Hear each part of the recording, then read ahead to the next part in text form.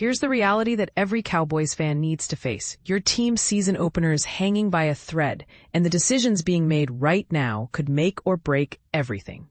Latest updates, player health status and contract drama unfold. September 2nd, 2025 at 3:08 p.m. September 2nd update, 3:00 p.m.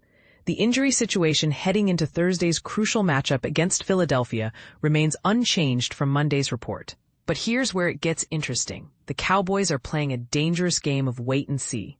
For the second consecutive day, Guyton, Trevon Diggs, and Brevyn Spann-Ford participated fully in practice sessions. While this appears promising for their Thursday night availability, there's a catch that most fans are overlooking. Brian Schottenheimer and his coaching staff might choose to keep these players sidelined, regardless of their practice participation. Why? Because jumping back too quickly after extended absences can be a recipe for disaster. Schottenheimer made a telling comment earlier Tuesday about positional flexibility, noting that shuffling players at cornerback is significantly easier than making changes along the offensive line. This seemingly innocent observation reveals a deeper strategic concern about Guyton's readiness. But here's the part that should have Cowboys Nation worried. Diggs himself admitted there's only a 75 to 80% chance he'll suit up Thursday. In professional sports, that's essentially a coin flip. Guyton has expressed similar cautious optimism as both players continue their recovery from knee injuries that could have been season-ending. 2:30 p.m. While DaRon Bland's 4-year extension signed Sunday grabbed headlines, the real contract conversation everyone's avoiding might be the most important one. Tyler Smith, the young offensive lineman, many consider the next Cowboys star, destined for a massive payday, is taking an approach that's either admirably team-first or concerningly naive. Everything will happen in due time, Smith stated when asked about his contract situation. The most important thing is focusing on Thursday. This diplomatic response raises a controversial question. Is Smith being too passive about securing his financial future, or is this the kind of team-first mentality that builds championship cultures? The answer might depend on whether you think players should prioritize loyalty or leverage. September 1st updates 4:37 p.m. Monday brought encouraging developments regarding the Cowboys' injury situation, particularly with Trevon Diggs. But there's a subplot here that deserves attention. The All-Pro cornerback's journey back from his 2024 season-ending knee injury has been nothing short of remarkable. After being removed from the PUP list just before roster cuts, Diggs became eligible to return for the Week 1 Philadelphia showdown. His full participation in Monday's team drills, just 3 days before kickoff at Lincoln Financial Field, suggests he's trending toward playing. However, here's the controversial part most people miss. Diggs putting his own playing odds at 75 to 80% might actually be strategic gamesmanship rather than honest assessment. Think about it. Why would a competitive athlete publicly announce anything less than 100% confidence unless there's a deeper game being played? If Diggs sits out, the defensive backfield will rely on the newly extended DaRon Bland, partnering with Kaiir Elam, plus an undetermined nickel corner for Thursday Night Football. That's a lot of uncertainty for a primetime divisional matchup. 4:35 p.m. Perrion Winfrey's emotional roller coaster during roster cuts had a fairy tale conclusion when he secured a spot on the active 53-man roster. But fairy tales in professional football rarely last long without complications. Winfrey departed Sunday's practice with back tightness, a seemingly minor issue that becomes magnified when you're just days away from the season opener. His absence from Monday's practice adds another layer of concern as the Cowboys prepare to travel to Philadelphia. And this is where the Kenny Clark trade becomes either brilliant foresight or incredible luck.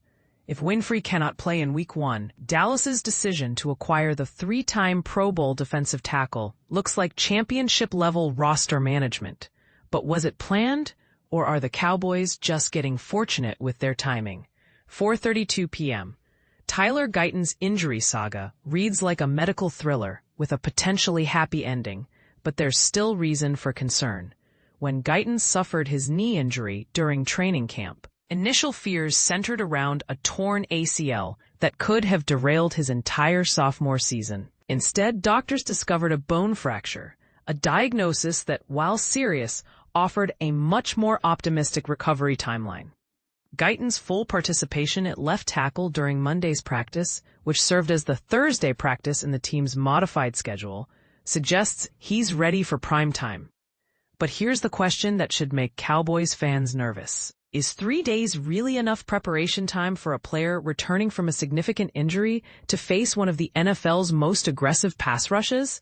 If Guyton cannot go, Nate Thomas would likely make his NFL debut in one of the most challenging environments possible.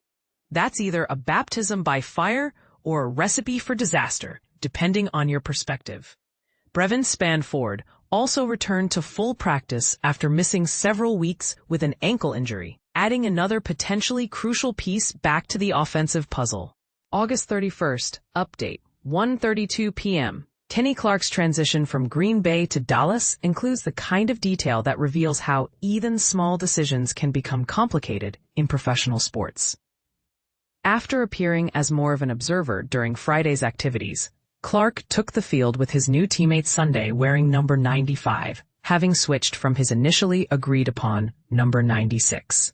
This change from his longtime Packers number 97 might seem trivial, but it represents the type of adjustment that veteran players must navigate when changing organizations after nearly a decade. These seemingly minor adaptations often indicate how smoothly or roughly a high-profile trade acquisition is settling into their new environment. August 30th update, 10:30 a.m. The Cowboys update send Pinky. Decision to bring Ryan Flournoy back to the practice squad after he cleared waivers reveals the complex chess game of modern NFL roster management.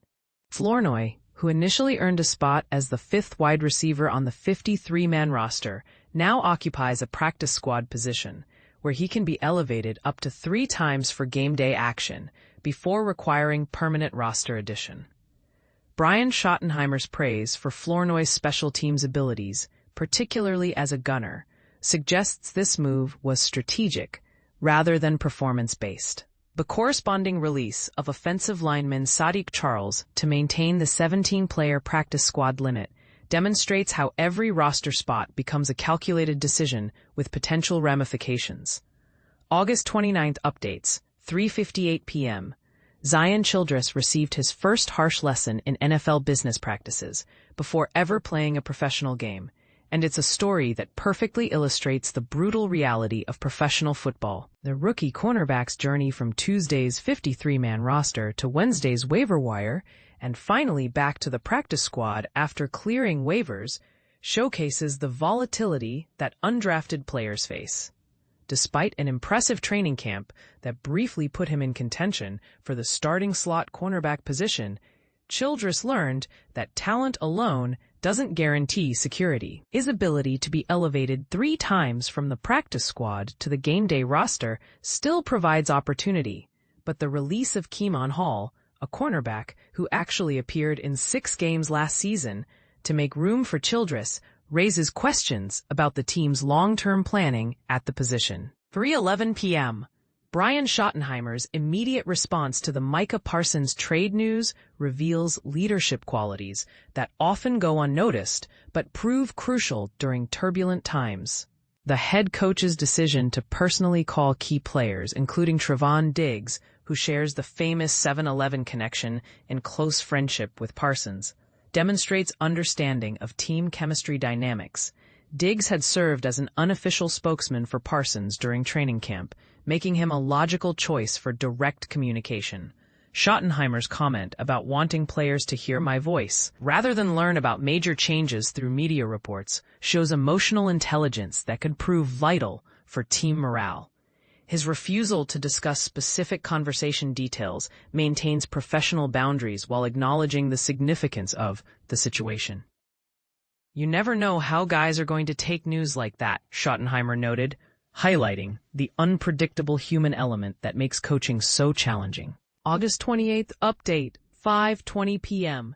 Beyond the headline-grabbing Micah Parsons trade, Thursday evening, the Cowboys made additional roster adjustments that reveal their strategic priorities, claiming offensive lineman Trevor Keegan off waivers while releasing wide receiver Ryan Flournoy, who had earned Brian Schottenheimer's praise for special teams excellence, suggests the team values depth along the offensive line over receiver versatility. This decision becomes more interesting when considering that Flournoy later cleared waivers and returned to the practice squad.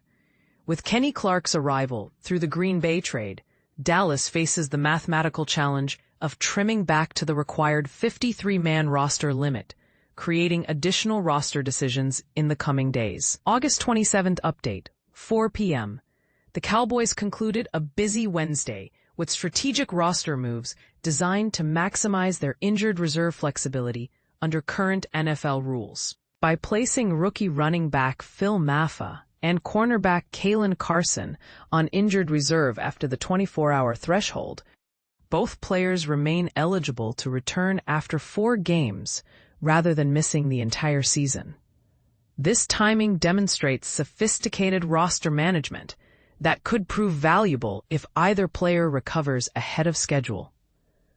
The team filled those opened roster spots by re-signing veterans Hakeem Adeniji and C.J. Goodwin, both of whom were released rather than waived Tuesday. This approach allowed Dallas to retain experienced players while maintaining flexibility for future moves.